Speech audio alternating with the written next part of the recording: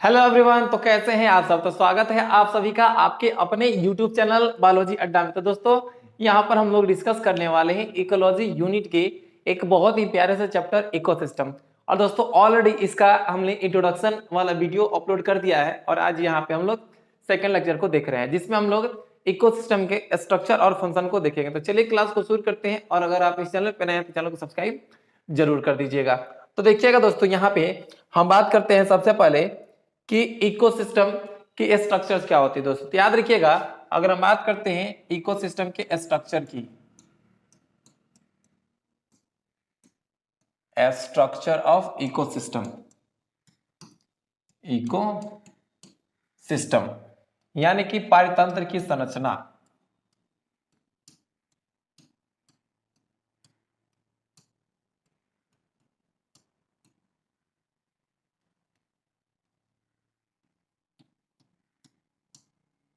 पारितंत्र की संरचना। तो दोस्तों याद रखिएगा जो पारितंत्र होता है इसमें आपके दो प्रकार के कंपोनेंट आते हैं। कितने कंपोनेंट आते हैं दोस्तों? दो प्रकार के। ठीक है, तो आप सिंपल से याद रख सकते हैं कि इकोसिस्टम में दो प्रकार के कंपोनेंट पाए जाते हैं।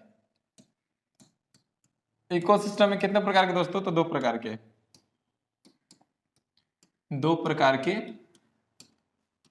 कंपोनेंट पाए जाते हैं। अब वो कंपोनेंट कौन कौन से होते हैं? तो याद रखिएगा ये दो प्रकार के जो कंपोनेंट होते हैं, सबसे पहले जो कंपोनेंट आता है दोस्तों उसको हम लोग कहते हैं एबायोटिक कंपोनेंट। एबायोटिक कंपोनेंट, ठीक है दोस्तों। और जो दूसरा है जिसको हम लोग कहते हैं बायोटिक कंपोनेंट। Biotic component. अब ये देखिएगा बायोटिक कंपोनेंट और एबायोटिक कंपोनेंट की अगर हम हिंदी की बात करेंगे तो याद रखिएगा एबायोटिक का मतलब होता है अजैव घटक, अजैवीय घटक। और बायोटिक कंपोनेंट का मतलब होता है जैवीय घटक। यानी कि आपको बता दें दोस्तों कि ये जो इकोसिस्टम है वो कंप्लीटली दो ही पक्ष में काम करता है। यानी कि इकोसिस्टम में मुख्यतः आपके दो ही कंपोनेंट होते हैं, एक होता है एबायोटिक और दूसरा होता है बायोटिक। अब दोनों को हम लोग एक एक करके डिस्कस करेंगे। चलिए दोस्तों आगे बढ़ते हैं और देखिएगा सबसे पहले हम यहाँ पे बात करते हैं एबायोटिक कंपोनेंट की। तो याद रखिए कि इकोसिस्टम में जितने ही नॉन लिविंग है, जितने नॉन लिविंग है यानी कि जिसमें जीवन नहीं है, जिसमें जीवन नहीं है यानी कि all those object which have not life, ये जिसमें जीवन नहीं है दोस्तों उसको हम लोग कहेंगे एबायोटिक कंपोनेंट। तो सिंपल सा डिफिनीशन आप ध्यान रखिएगा कि इस परितंत्र में जितने भी वैसे घटक हैं जिनमें जीवन नहीं पाया जाता है दोस्तों तो उसको हम लोग एबायोटिक कंपोनेंट यानी कि अजैवीय घटक कहते हैं। अजैवीय घटक कहते हैं दोस्तों।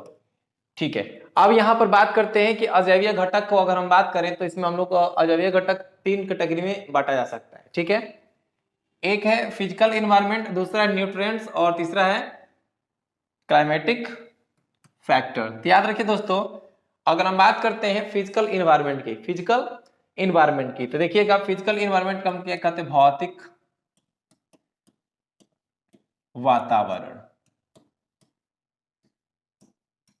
भौतिक वातावरण। न्यूट्रिएंट्स को दोस्तों पोषण। पोषण न्यूट्रिएंट्स एक्चुअली पोषण नहीं दोस्तों, पोषक तत्व। पोषक तत्व। और क्लाइमेटिक फैक्टर का होता है दोस्तों जलवायवीय कारक।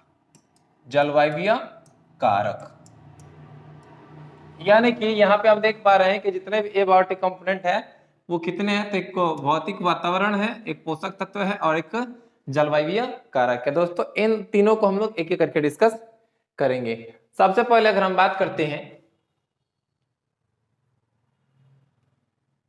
फिजिकल एनवायरनमेंट की, फिजिकल एनवायरनमेंट की, ठीक है दोस्तों, फिजिकल एनवायरनमेंट की बात करेंगे यानी कि यहां पे हम बात करेंगे भौतिक वातावरण की, भौतिक वातावरण की, भौतिक वातावरण। अब देखिए दोस्तों, जो भौतिक वातावरण है, भौतिक वातावरण है, इसमें कौन कौन आते हैं? तो सिंपल से एक बात जानिएगा, भौतिक वातावरण के अंतर्गत आता है soil, air, water, soil, air और वाटर। यानी कि यहां पे मिट्टी, हवा और जल, मिट्टी, हवा और जल, ये जितने भी हैं दोस्तों, ये क्या हैं? ये हैं फिजिकल एनवायरनमेंट, फिजिकल एनवायरनमेंट। यानी कि अगर आपसे पूछे जाए कि बताइए कि इकोसिस्टम है, उसमें जो एबायोटिक कंपोनेंट है उसके फिजिकल एनवायरनमेंट में कौन कौन से आएंगे, तो आप आंख बंद करके जवाब दीजिएगा कि मिट्टी, हवा और पानी, मिट्टी, हवा और जल फिजिकल एनवायरनमेंट में आएंगे। ठीक है दोस्तों, चलिए नेक्स्ट की बात करते हैं। नेक्स्ट है न्यूट्रिएंट्स। अब देखिएगा, न्यूट्रिएंट्स की बात करते हैं तो याद रखिए दोस्तों, देखिए अब यहां पर जो दोस्तों न्यूट्रिएंट्स है, पोषक,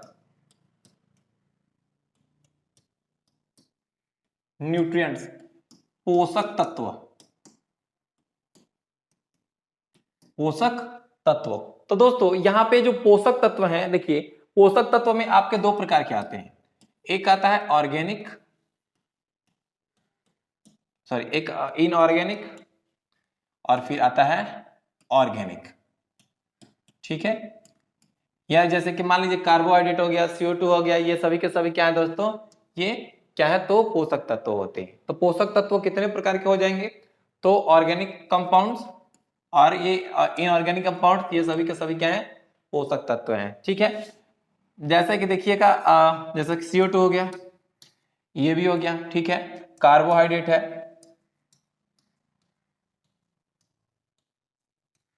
मिनरल्स है,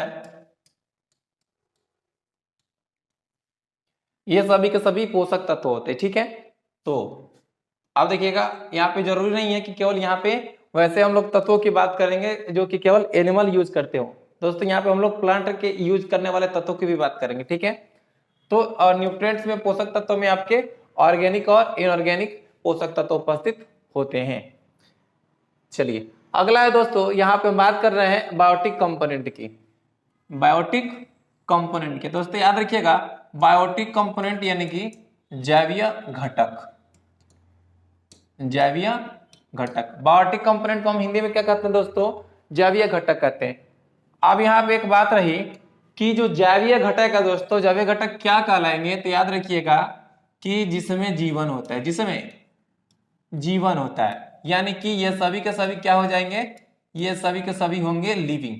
यानी कि याद रखिए, अगर कोई आपसे कहे कि बताइए बायोटिक कंपोनेंट यानी इकोसिस्टम का एक जो बायोटिक कंपोनेंट है उसे आप कैसे डिफाइन करेंगे, तो याद रखिएगा आप सिंपल से कहेंगे कि इकोसिस्टम में जितने भी फैक्टर हैं जिनके अंदर जीवन पाया जाता है उन्हें हम लोग बायोटिक कंपोनेंट कहते हैं। अब यहाँ पे दोस्तों याद रखिएगा, बायोटिक कंपोनेंट आपके दो प्रकार के होते हैं, एक होता है ऑटोट्रॉफिक, दूसरा होता है हेटरोट्रॉफिक।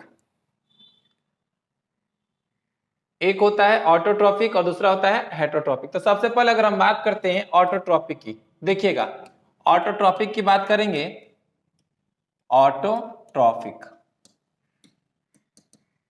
ऑटोट्रॉफिक। अब ये ऑटोट्रॉफिक कौन से हो जाएंगे, तो याद रखिएगा कि यहां पे वैसे कंपोनेंट आएंगे, वैसे कंपोनेंट आएंगे जो कि अपना भोजन सेम बनाएंगे। ठीक है, तो सिंपल सी बात है, इसके अंतर्गत स्वपोषी आते हैं, आते हैं जो अपना भोजन स्वयं बना सकते हैं, जो अपना भोजन स्वयं बना सकते हैं। ठीक है, यानी कि in this component that contain in this component that okay those are present which can synthesize their food। ठीक है, और इसके अंतर्गत आपके कौन आते हैं? तो प्रोड्यूसर आते हैं। कौन आते हैं दोस्तों? प्रोड्यूसर आते हैं, यानी कि उत्पादक आते हैं। हम लोग आगे चल करके उत्पादक की बात करेंगे। सिंपल से एक बार रिवाइंड कर दें कि इस अंतर्गत स्वपोषी आते हैं और जो अपना भोजन स्वयं बनाते हैं, यानी कि in this component those are present which can synthesize their food, यानी कि जो अपना भोजन स्वयं बना सकते हैं। ठीक है, अब किस प्रक्रिया के द्वारा? याद रखिएगा दोस्तों, वो प्रक्रिया है फोटोसिंथेसिस। फोटोसिंथेसिस, ठीक है। चलिए अगली बात है, अगर बात करते हैं जो दूसरा का कंपोनेंट है जिसको हम लोग कहते हैं जी हेट्रोट्रॉफिक, यानी कि ये है आपके परपोषी घटक। तो सिंपल सी बात है कि परपोषी घटक में कौन आएंगे? परपोषी घटक यानी कि जो सेकंड नंबर है, परपोषी घटक इसमें वैसे जीव आएंगे जो कि अपना भोजन स्वयं नहीं बना सकते हैं और अपना भोजन किससे प्राप्त करेंगे? स्वपोषियों से प्राप्त करेंगे। तो सिंपल सी बात है कि इसके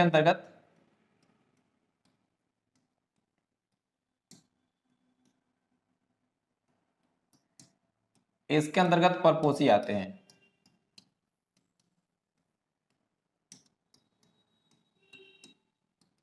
ठीक है, यानी कि हेट्रोट्रॉप्स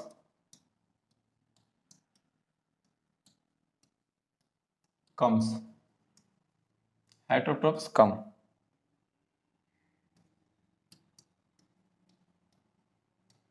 इन दिस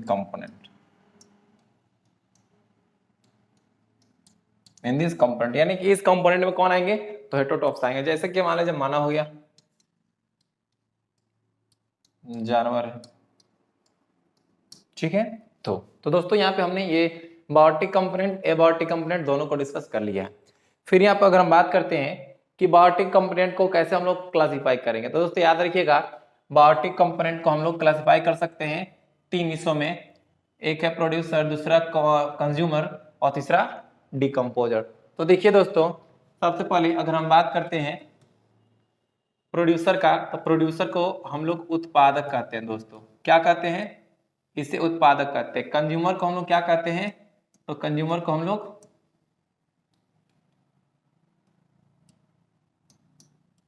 उपभोक्ता कहते हैं। क्या कहते हैं दोस्तों? उपभोक्ता कहते हैं। ठीक है, और डिकम्पोजर को हम लोग क्या कहते हैं? तो डिकम्पोजर को हम लोग कहते हैं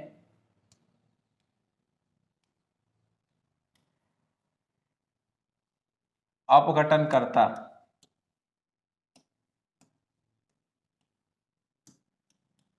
अपघटनकर्ता कहते हैं। ठीक है, डिकम्पोजर को हम लोग क्या कहते हैं? अपघटनकर्ता कहते हैं। चलिए अब यहां पे सबसे पहले हम बात करेंगे ये उत्पादक कौन से होते हैं। उत्पादक कौन से होते हैं? तो सिंपल से एक बात जानिएगा, ठीक है, सभी स्वपोषी उत्पादक होते हैं। सभी स्वपोषी उत्पादक होते हैं, उत्पादक होते हैं। ठीक है, सभी स्वपोषी क्या होते हैं? उत्पादक होते हैं। और याद रखिएगा कि वैसे जीव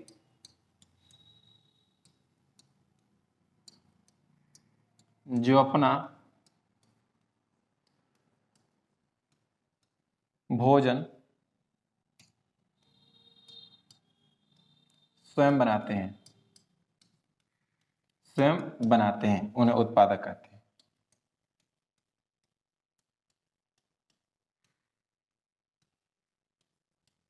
उन्हें उत्पादक कहते हैं। ठीक है, अगर हम इसके इंग्लिश की बात करें तो याद रखिएगा the organism which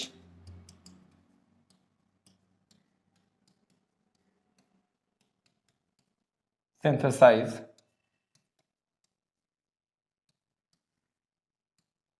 their own food called producer।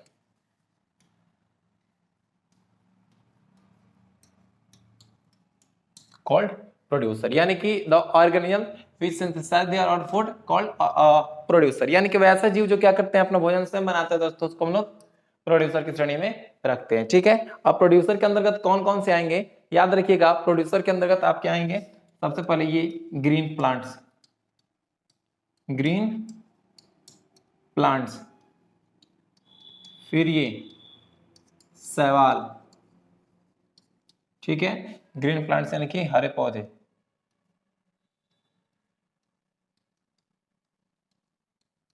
ये आने वाले हैं। ठीक है, चलिए तो दोस्तों आई होप कि प्रोड्यूसर आपको क्लियर हो गया भी।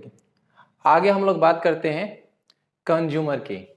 देखिए दोस्तों किसकी बात करेंगे हम लोग, कंज्यूमर की बात करेंगे। अब ये कंज्यूमर क्या होते हैं, तो याद रखिए वैसे जीव जो प्रोड्यूसर को खाते हैं उन्हें हम लोग कंज्यूम करते हैं। ठीक है, वैसे जीव जो क्या करते हैं प्रोड्यूसर को खाते हैं उन्हें हम लोग कंज्यूमर कहते हैं। तो दोस्तों इसको हम लोग डिफाइन कर सकते हैं ऐसे कि वैसे जीव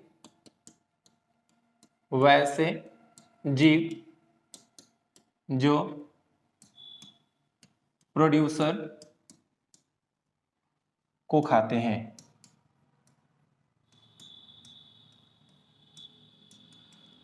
उन्हें उपभोक्ता कहा जाता है, उपभोक्ता कहा जाता है। ठीक है, चलिए सिंपल अगर इसके इंग्लिश डेफिनेशन की बात करेंगे तो याद रखिएगा द ऑर्गेनिज्म which it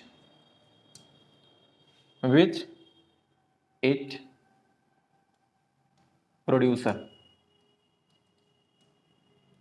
यानी कि वैसे जीव जो किसको खाते हैं, प्रोड्यूसर को खाते हैं, उन्हें हम क्या कहते हैं, उन्हें हम लोग कहते हैं उपभोक्ता। It producer called consumer. ठीक है, क्या कहलाते हैं कंज्यूमर। कंज्यूमर में कौन सा हो जाएंगे दोस्तों, तो याद रखिएगा कंज्यूमर में जैसे कि मानव हो गया, ठीक है, गाय हो गई, भैंस हो गई इत्यादि। ठीक है, तो यह है कंज्यूमर। अब यहाँ पे बात जो हमारा मुद्दा है वो है प्राइमरी कंज्यूमर का। तो देखिए दोस्तों यहाँ पे हम लोग बात करते हैं तो आप देख सकते हैं कि ये है ग्रास। क्या दोस्तों, यहाँ पे आपको साफ साफ दिख जाएगी, ये है ग्रास। ठीक है, ये है घास। अब ये घास है, इसको खाता है कौन, ये टिड्डा। ठीक है, कौन खाता है, टिड्डा खाता है। अब जो टिड्डा खाता है इसको पहली बार खा रहा है, तो देखिएगा जो टिड्डा है ये क्या हो गया, ये हो गया कंज्यूमर। क्या हो गया दोस्तों, ये एक कंज्यूमर हो गया, यानी कि ये उपभोक्ता हो गया। ठीक है, चलिए अब यहाँ पे एक बात हम बता दें कि जो उपभोक्ता है इनको अलग अलग श्रेणियों में रखा गया, अलग अलग श्रेणियों में रखा गया है। एक है जिसको हम प्राइमरी कंज्यूमर, दूसरा जिसको सेकेंडरी कंज्यूमर, और तीसरा जिसको हम लोग टर्सरी कंज्यूमर के नाम से जानते हैं। ठीक है, तो सबसे पहले आप देख सकते हैं यहाँ पर जो ग्रास हॉपर है ये क्या है, तो ये है प्राइमरी कंज्यूमर। कौन है दोस्तों, ये है प्राइमरी कंज्यूमर। अब जो ये ग्रास हॉपर है इसको कौन खा रहा है, इसको एक मेढक खा रहा है, तो ये हो गया सेकेंडरी। क्या हो जाएगा दोस्तों, ये हो जाएगा सेकेंडरी कंज्यूमर। अब देखिए मेढक को कौन खा गया, स्नेक खा गया, तो ये हो गया टर्शियरी। क्या हो गया, और फिर इसको कौन खा गया, तो इसको खा गया हॉक, यानी कि ये हो गया टॉप।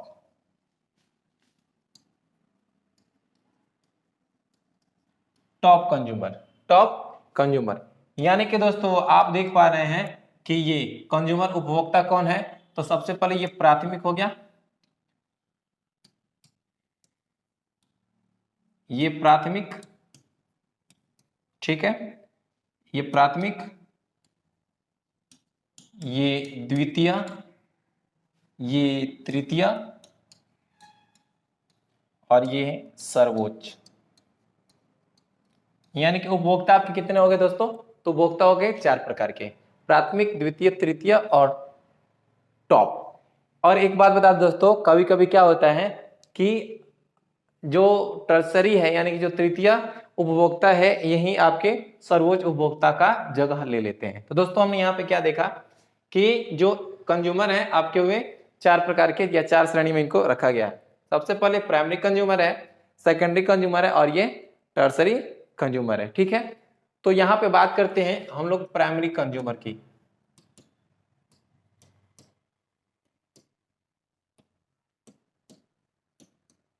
प्राइमरी कंज्यूमर की बात करते हैं, यानी कि जो प्राथमिक उपभोक्ता है, प्राथमिक उपभोक्ता है। ठीक है,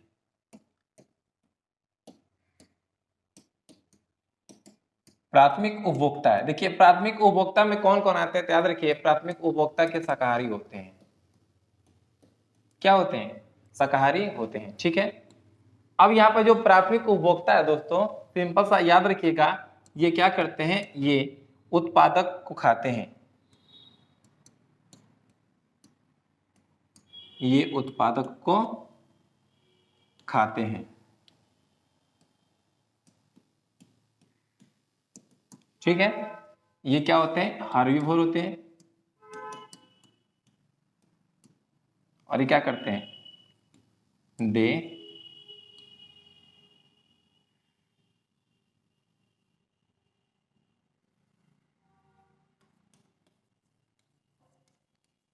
ईट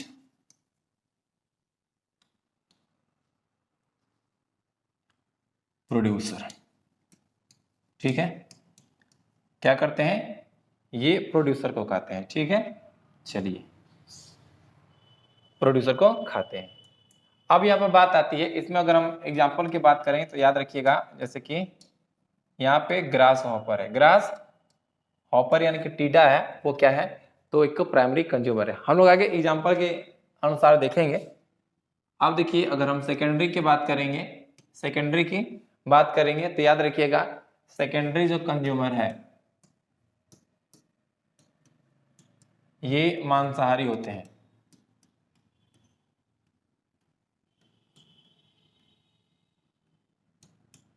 मांसाहारी होते हैं, और मांसाहारी होते हैं तो याद रखिएगा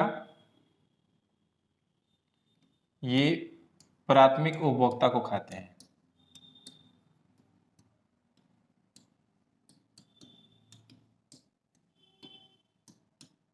का सेवन करते हैं। ठीक है, या शिकार करते हैं, जो भी हो। ठीक है, अगर हम बात करते हैं तृतीय उपभोक्ता की तो याद रखिएगा यह भी मांसाहारी होते हैं।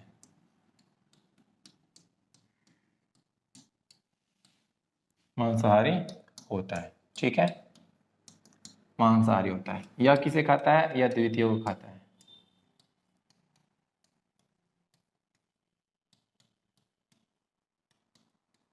द्वितीय को खाता है। ठीक है, चलिए जैसे कि सेकेंडरी में बात कर रहे थे, सेकेंडरी में हो गया था मेढक, टर्सरी में हो गया था सांप।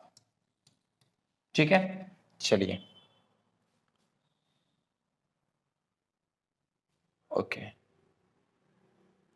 अब यहाँ पे बात करते हैं हम लोग टॉप कंज्यूमर की। ठीक है, ये टॉप कंज्यूमर कौन से होते हैं, तो याद रखिएगा टॉप कंज्यूमर,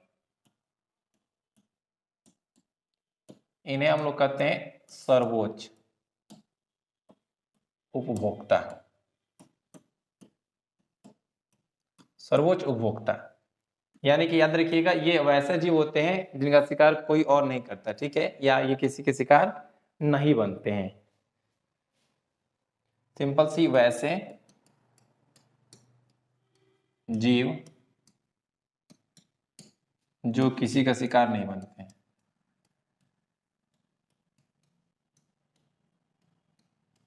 शिकार नहीं बनते हैं,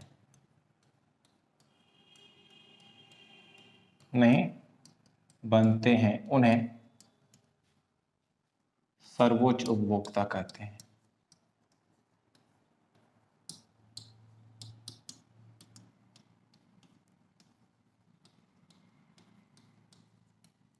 जैसे कि बाज। ठीक है, ये हो गया। अगला हम बात करते हैं डिकम्पोजर की। तो दोस्तों याद रखिएगा डिकम्पोजर, डिकम्पोजर को हम लोग अपघटनकर्ता कहते हैं।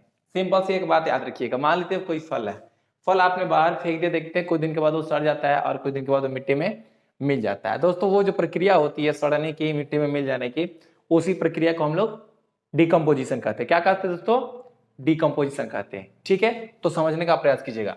Decomposers are organisms that break down dead और डिकेइंग ऑर्गेनिजम्स, यानी कि डिकम्पोजर वैसे जीव होते हैं, डिकम्पोजर वैसे जीव होते हैं जो कि क्या करते हैं, जो सड़ रहे पदार्थों या जो मृत जीव है उसके शरीर को क्या करते हैं, डिकम्पोज करते हैं। इसको हम हिंदी में जान लेंगे कि वे जीव जो मृत जीवों और कार्बनिक पदार्थों का जैव निम्नीकरण करके उन्हें सरल यौगिकों में परिवर्तित करते हैं, यानी कि जो बड़े बड़े ऑर्गेनिक कंपाउंड्स हैं उनको इनऑर्गेनिक में तोड़ने का कार्य करते हैं और कुल मिला जुला करके उनके शरीर को निम्नीकृत कर देते हैं, उन्हें हम लोग डिकम्पोजर कहते हैं। और याद रखिए कि अपने जीवन यापन के लिए उनसे क्या करते हैं, तो अधिक मात्रा में ऊर्जा उत्पन्न करते हैं। यानी कि मान लीजिए जैसे कि एक कवक है, एक बैक्टीरिया है, ये क्या करेगा कि किसी पदार्थ को सड़ाएगा और उसी पदार्थ से क्या करेगा, तो अपना भोजन ग्रहण कर लेगा जिससे उसको एनर्जी मिलेगी। तो वही कहा जा रहा है कि अपघटनकर्ता कौन से होते हैं, तो अपघटनकर्ता वैसे जीव होते हैं जो मृत जीवों के शरीर को सड़ाने का कार्य करते हैं और उसे क्या करते हैं, निम्नलिखित करने का कार्य करते हैं। आई होप कि आपको समझ में आ गई होगी। चलिए दोस्तों, एग्जाम्पल के तौर पे अगर हम बात करते हैं तो याद रखिएगा एग्जाम्पल में आपके हो जाएंगे कवक, जीवाणु, etc। ठीक है, चलिए अगला आपके सामने है कि फूड चेन। अब यहाँ पे जो सबसे महत्वपूर्ण है, अब हम लोग डिस्कस करेंगे फूड चेन की। आहार श्रृंखला क्या होती है, आहार श्रृंखला क्या होती है, तो बहुत ही आसान है, सुनिएगा ध्यान से।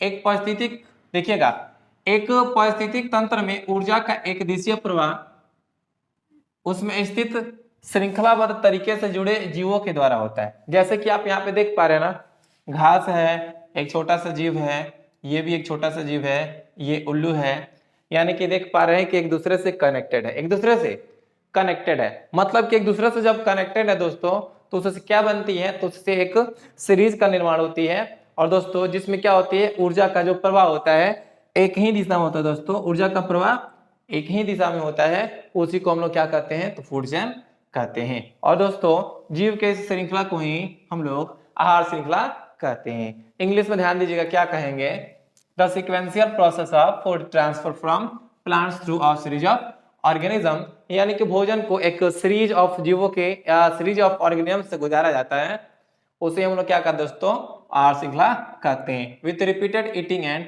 Being eaten is called food chain, यानी कि एक जीव खाता है और उसको दूसरा जीव खाता है, तो ये प्रक्रिया लगातार एक क्रम में चलती रहती है दोस्तों, इसको हम लोग फूड चेन कहते हैं। तो सिंपल से एक बात जानिए, जब हम विभिन्न प्रकार के जो पोषक स्तर हैं उसको एक दूसरे से जोड़ेंगे दोस्तों, तो एक हमको एक श्रृंखला बन जाएगी, एक चैन बन जाएगी, जिसमें ऊर्जा का प्रवाह एक ही दिशा में होगा और जो भोजन है वो एक जगह से, कहने का मतलब एक लेवल से दूसरे लेवल में ट्रांसफर होता रहेगा। तो दोस्तों उसी को हम लोग फूड चेन के नाम से जानते हैं। अब ध्यान दीजिएगा, आगे बढ़ते हैं और याद रखिएगा, देख सकते हैं यहाँ पे कि एक फूल है दोस्तों, ठीक है, एक फूल है और इस फूल को खाने वाला कौन है, तो एक कैटरपिलर है। कौन है दोस्तों, एक कैटरपिलर है। और कैटरपिलर को कौन खा रहा है, एक मेढक खा रहा है। और यहाँ पे देखिएगा मेढक को कौन खा रहा है, एक सांप खा रहा है, और सांप को कौन खाएगा, उल्लू खाएगा। ठीक है, तो चलिए यहाँ पे समझते हैं। हम यहाँ पे बात करते हैं food chain of grassland ecosystem, यानी कि घास परितंत्र के फूड चेन की बात करेंगे। तो जिसमें अगर घास परितंत्र के फूड चेन की बात करते हैं तो यहाँ पे ध्यान रखिएगा, देखिए घास हो गया, ये एक एग्जांपल हो गया, एक एग्जांपल हम बता देते हैं, घास हो गया, ग्रास हॉपर जिसको हम लोग टिड्डा कहते हैं, टिड्डा, ठीक है। चलिए मेढक, सांप, बाज, ठीक है। यानी कि हम एक घास परितंत्र के आहार श्रृंखला की बात करते हैं, तो ये घास इसके क्या होते हैं, इसके होते हैं उत्पादक, ठीक है, ग्रास हॉपर,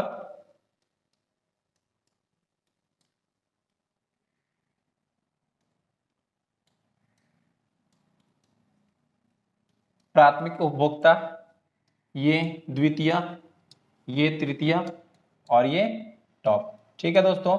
तो घास परितंत्र का एक सिंपल सा जो क्या है, फूड चेन है वो ये रहा। और दोस्तों ये फूड चेन बहुत ही महत्वपूर्ण है, एग्जाम में पूछे जा चुके हैं। ठीक है, चलिए आगे बढ़ते हैं और अगला फूड चेन हम लोग देखेंगे वह है जलीय परितंत्र का। जलीय परितंत्र का यानी कि यहाँ पे हम लोग बात कर रहे हैं जलीय परितंत्र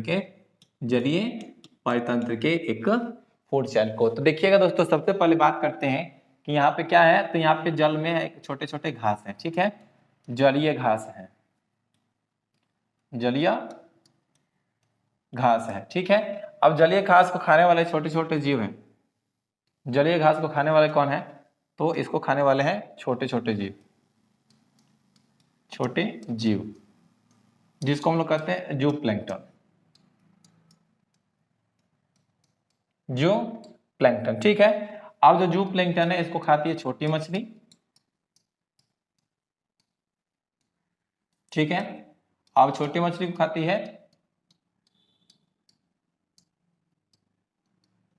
बड़ी मछली। ठीक है, छोटी मछली खाती है बड़ी मछली। तो देख पा रहे हैं यहाँ पर क्या है।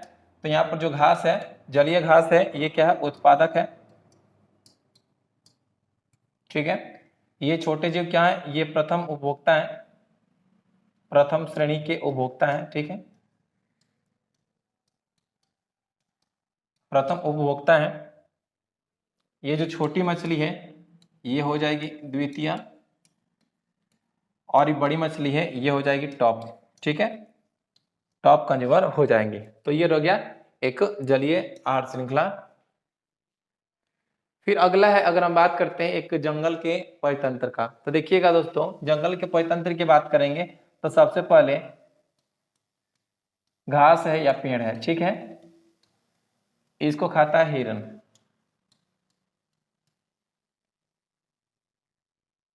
इसको कौन खाता है? हिरन। ठीक है, हिरन खाता है। अब हिरन को कौन खाता है? शेर या बाघ। तो यहां पे आप देख पा रहे हैं कि जो जंगल होता है उसमें फूड चेन बहुत छोटा होता है। तो घास ये आपके क्या हो जाएंगे? ये हो गए उत्पादक, ये हो गए हिरन, क्या हो गया? डियर। ये क्या हो जाएगा? डियर। ये हो जाएगा प्रथम उपभोक्ता। ठीक है, प्रथम उपभोक्ता। और ये क्या हो जाएगा? डायरेक्ट, ये टॉप कंज्यूमर हो जाएगा। ठीक है, चलिए ओके। तो दोस्तों इस वीडियो में हमने यहाँ पर देखा कि ये फूड चेन क्या होते हैं। नेक्स्ट वीडियो में हम लोग बात करेंगे फूड चेन कितने प्रकार के होते हैं। तो दोस्तों अगर वीडियो अच्छा लगा हो तो आप इसे शेयर जरूर कर दें। अगर आप चैनल पर नए हैं तो चैनल को सब्सक्राइब कर दें। तब तक के लिए मिलते हैं, जय हिंद।